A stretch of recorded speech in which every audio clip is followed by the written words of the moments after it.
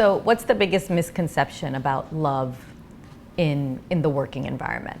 I think the biggest misconception is that love is somehow all hearts and flowers, right? It conjures an image of an environment of love where everybody's happy all the time and people walk around with big goofy grins on their faces and nobody ever argues, and every so often you just stop the action and have a big group hug in the hallway. Frankly, that sounds nauseating to me. Nothing could be further from the reality.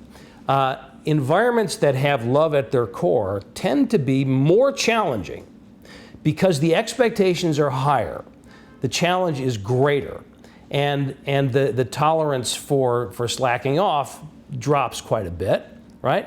So the standards and the expectations go up versus down. And let's not forget that there is such a thing as tough love.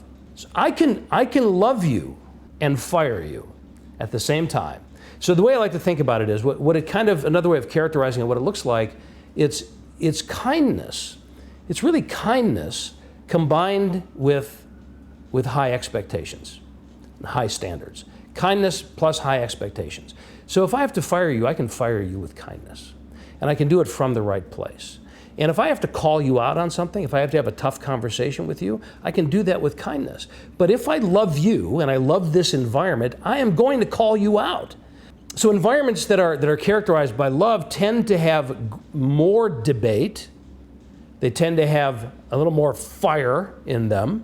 They tend to be, sometimes could be a little higher pressure, but it's kind of easier to take because we know why the pressure is there, and we're all committed to making it a great place. And Mitch Luciano, who's now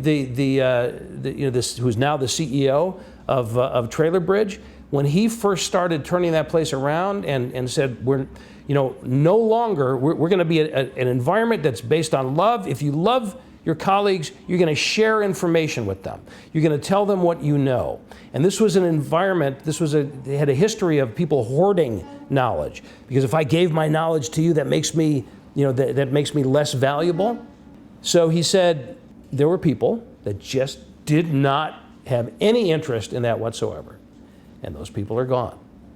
So tough love is just as important as the hearts and flowers. I would say even more so. There's always a place for a heart or a flower every now and then, but that is not what this is about.